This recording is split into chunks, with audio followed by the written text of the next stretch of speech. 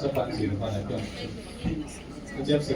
有不容，这是比较不多的了。就历史还是因为你为了当大知道，他一定的平地不是平的，就你容易这历史还记得，开地比较多样，一般是中间那个内下去，那开从你不空的流行，哈生的从你不空的流行。cái ngày đó cái ngày lúc sập tiêu lâm ngày cái ngày lúc sập tiêu hồng thì bao sự những cái ngày tụ sự những trong sinh hoạt cái gì thì chú bài thì bằng ngày thì phát thật lại ông chỉ cũng rất là president ông cải cũng là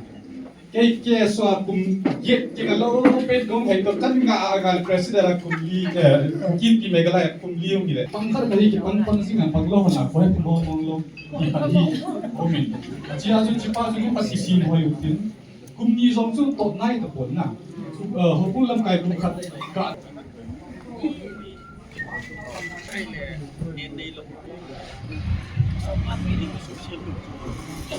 team đi anh team masai cho nên lâm cái bên thì isan cái hồn họ ham ai lo ai đấy mi hi đi sang thế dùng lệ election commissioner anh cái này anh cái team hi riêng hoàng đúng cái lệ thì bằng em nó bị lâu lâu ni ông đạo của Zehin sanjay phane he election commission atingin lungel boina idam hasan da cho anek tu aji nai lo hosi helai tamu bo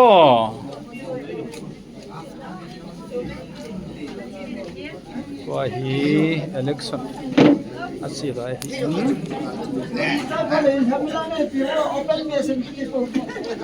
kai aluila tha ki kut hian na hu tin mo ki kut hian sai ting mole lam kai tha hosi put taking nei tin anh này tôi kêu nó chu 2025 to 2027 sunga lam kai tha hosi hi pathin ha chaw in tàu nó man ti wa installation ti chu mi ding hein zero ting na chun outgoing president hello le outgoing ipia lam kai ho in ipia seidom alo phat aman mu le mi tim chu zero ting le amo phat hong chai ting le coming lam kai tha ho phat mong ho in phat an la ni we kai alui ho anh cái chơi lâu ai là họ đi tuổi gì chân ông mà họ cái phút kia dùng duy bên tôn nào giống cái đấy nè làm cải thảo xí là ông dùng cái tiền chiếu tiền này aban này hết phút cái kinh cái tiền này hết làm cải thảo anh để đi hết tôi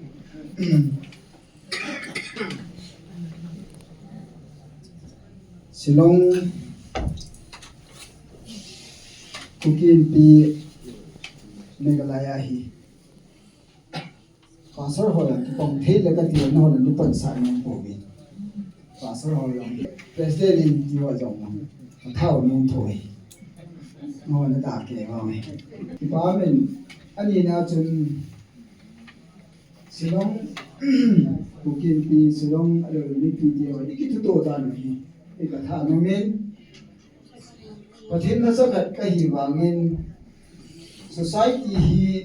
contribution in ka bol thi man ti kanong ya la hi ka duk thu bi pe ni ja chu alu sa ki thaina na gari se jong ko ki sa na ki chen ya chu pan ki la hi ja chu ki ho jong ki thu nei sa ta ti di mai tin ti thi lo ni Iti singam tia le pathin ko ma taw na nei wa pathin phat sa duya tu na hi thili bo lo hin kuima joy mona election commission ho election convener ho kuima thi moi ki chalo diwin pakai min pathin pa sei mang to thang hi kukin pi Meghalaya dingin president tai thì cái mà container thì nó ra lên có cái lại pathin mấy pi mà sang cần thủ được cả ni còn đang tê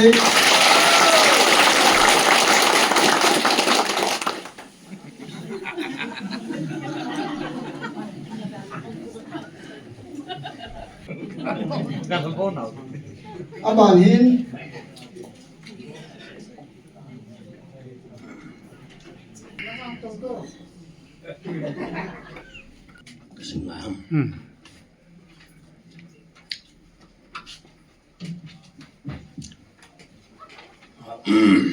Kay ma pa sa imang tautangin UPLP Meghalaya Tam 2025 to 27 ating President mo po na ipatin dayla mipide sa tong dingle UPLP Meghalaya dan pizuya si nay lang nay na behela GP jingdingin to ni 1st February 2025 ni Hon patin la mipi masanga kakitime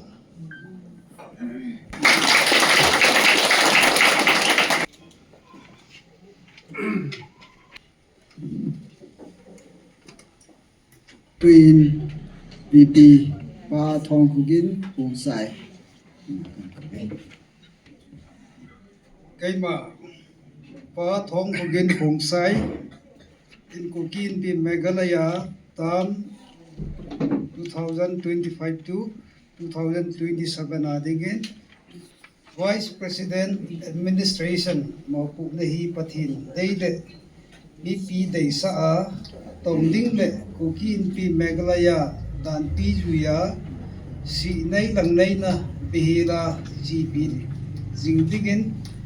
uni February 2025 ni Hon pathin le mi pi masanga kagitipi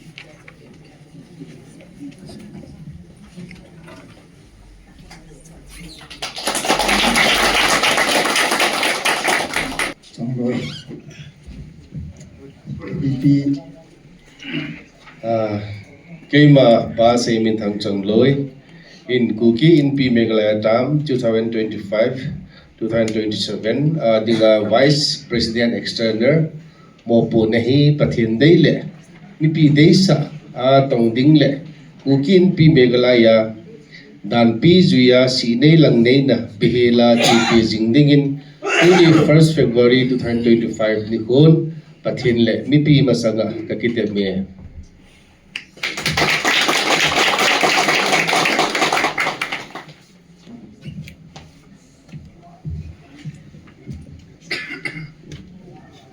kitip na kay magulang sa mineral how keep in Kukin Pi Meghalaya Tam 2025 to 2027 ading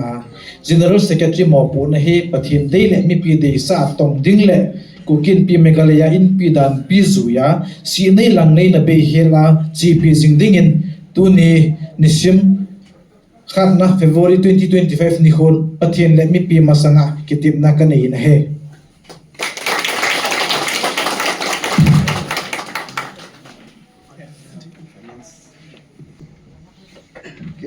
Keima pahamang nem tau thang ngin Kukin Pi Meghalaya Tam 2025-2027 na dinga Secretary Finance mo po na hi pathin deile mi pi de sa tong ding le Kukin Pi Meghalaya in pi dan pi thung juya si nei lang na behela si pi jing dingin tuni 1st February 2025 ni hon pathin le mi pi masanga akiteme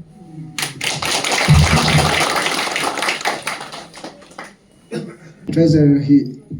umlo hilai kilomin abanin Secretary Custom angam kulo hoke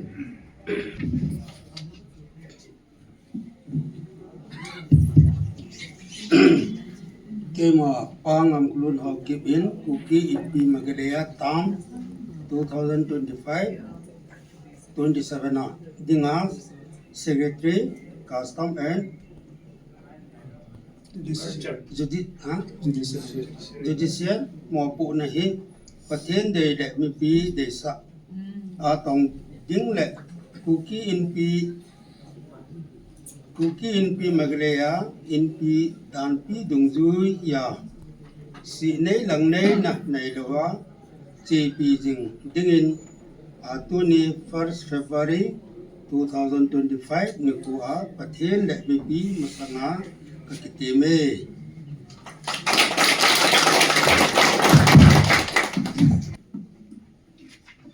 abanin welfare Kitip na Kema pa Tangkulun Kong Sain Kuki NP Meghalaya time 2025-2027 adinga Secretary Welfare Mopo Nahi Patien Dele Mipi Desa A Tongding Le Kuki NP Meghalaya NP Danpi Huya Asinay Langnay Na Behela GP Jingdingin Tuni 1st February 2025 ni Kuwa Patien Le Mipi Masanga Akiteme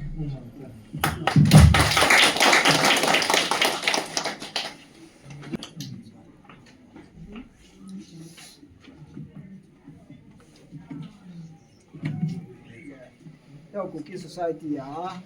to pidi ke ho pathin da ho si ka khot kan thang wa pathin ko ma pa ko ma na ho adinga taw na kan ni patinin pathin bo han lang e so ne pa nang ma mi ngai lu na nang ma mi ko to na nang ma mi he na te ho pa kai cookie sa te ho hi ni ko Abda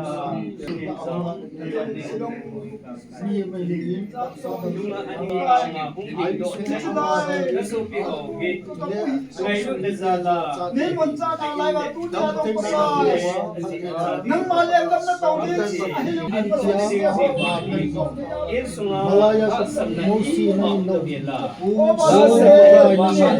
ay buto ako na nalam sa sana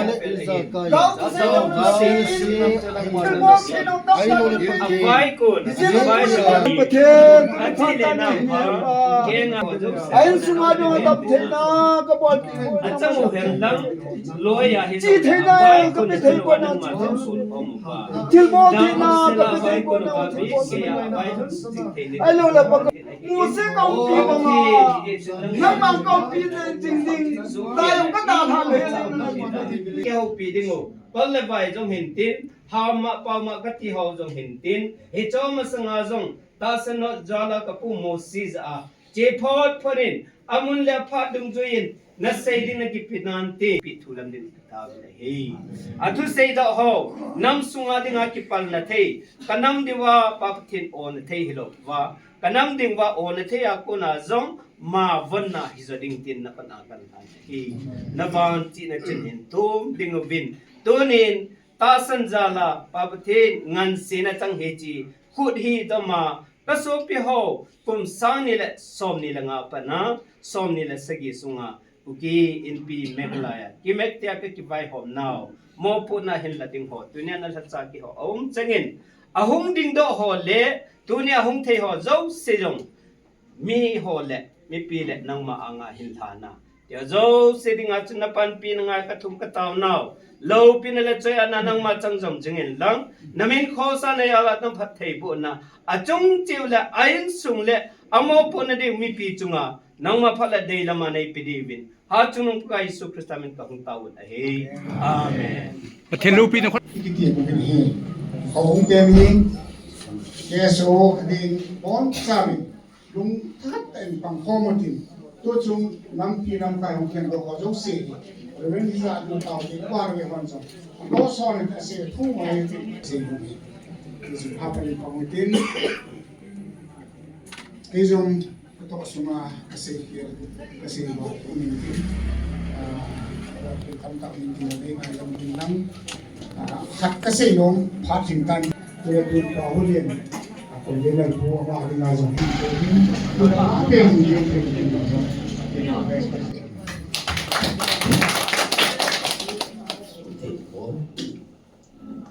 hôm nay chúng tôi đi các bạn là 6 dân riêng group mèo chun WhatsApp group mèo chun kan sultan ku thong chơi là bạn này in pi ai bạn kan lại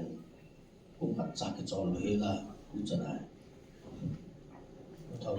chơi fortune chun secretary kapangin panin tam kat pin kapangin sejauh tam ni kilomin speaker pangin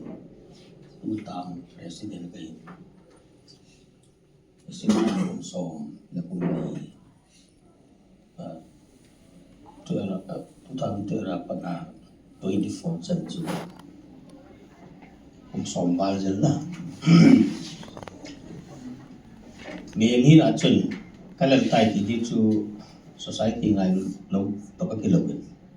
lần vang cái lần mong mong cái ta số tí sẽ là mình đi năm là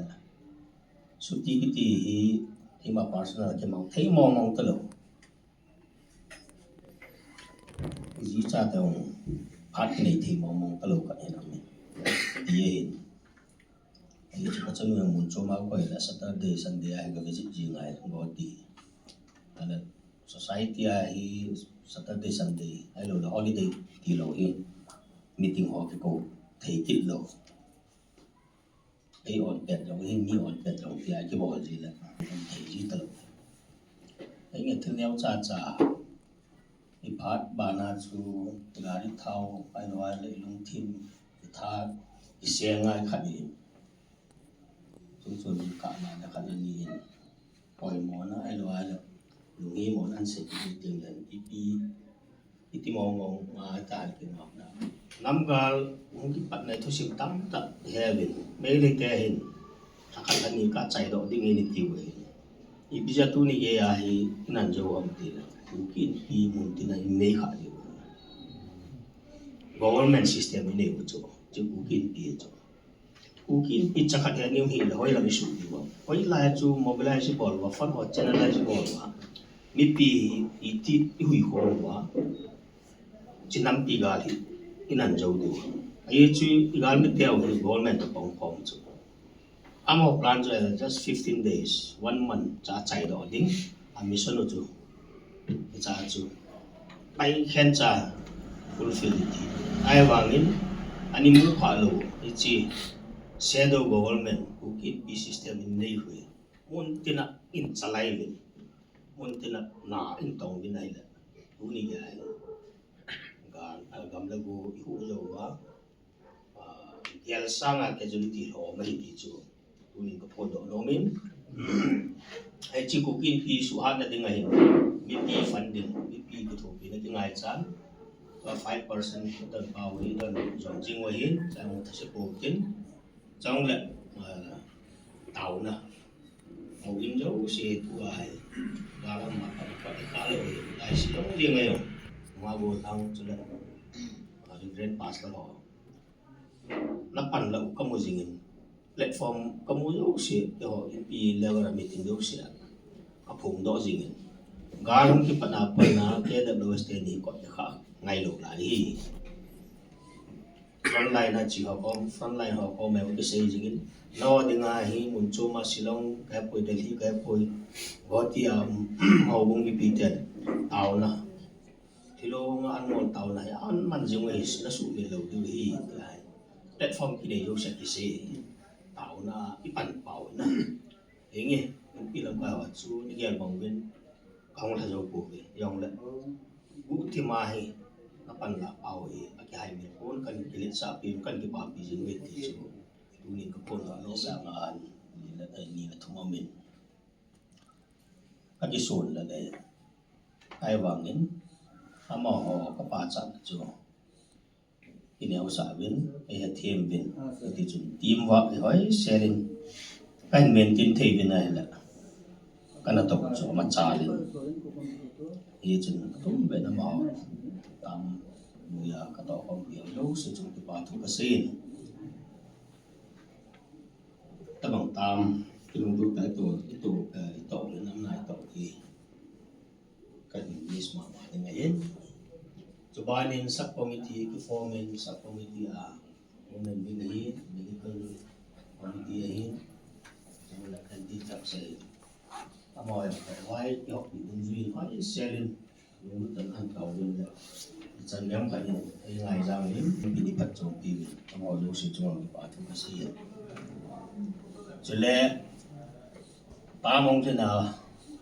election commission thành độ lâu và có phản ứng pastor reverence này họ approach cái bò lên họ thúc phá lưới lên đây bận bị biến số là gian nên ông lại biến tu nhìn atau kau musuh tina min di semua orang patu kan se said kuki in pi megalaya mena vai in pu pi ho achum chiwa ka ki pa vin am ho zalin na mi lo bi ka thong ba ama ho tam ang lim ta to kilana ang khia na dinga mo pu na chang kuki MP Meghalaya election commission to kompi ho zo si zalin zo ka ki pa vin na mi lo bi ka thong ba tu ni a lam kai ho bu se hem dang ile tu ni thil bon ho zo lo him zo ro bi a hi ato atham ding ko ta hin da tha nu le pa nu nga bon ho meeting ang zau ho zo si zalin zo ka ki pa vin na mi lo bi ka thong ba hi zong ka ki pa vin na mi lo bi ka thong ba tu ta ka ne va ta so ai va na hi a sunga phati sa ni na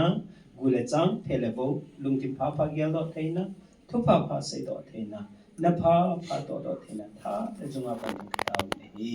tu yo va zan no mane ki chol sa ba jing na ni khu thing zong kom chen va nang ma mi lo pi thang ba thein le ki ho ding an phat thei bu chan theina nei mun khom sa ding bi ka ta ve